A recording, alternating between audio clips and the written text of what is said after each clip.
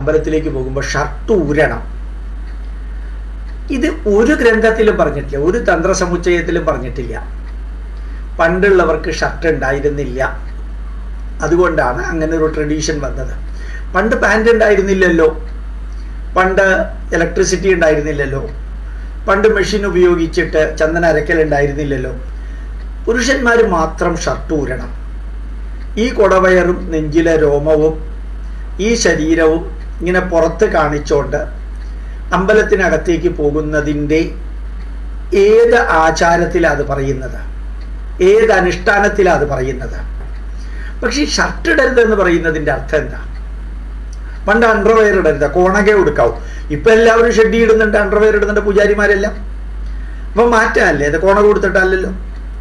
കാരണം ഞാൻ ഉള്ളത് പച്ചയ്ക്ക് പറയുന്നു, നല്ല ക്ലീൻ ആയിട്ടുള്ള ഡ്രസ്സ്, നല്ല രീതിയിൽ.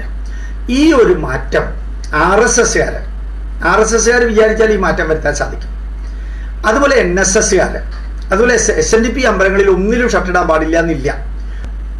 കീഴ്വഴക്കം എന്ന് പറയാൻ കാരണം ശബരിമലയിൽ ഷർട്ട് ഇട്ടുകൊണ്ടല്ലേ പോണത്.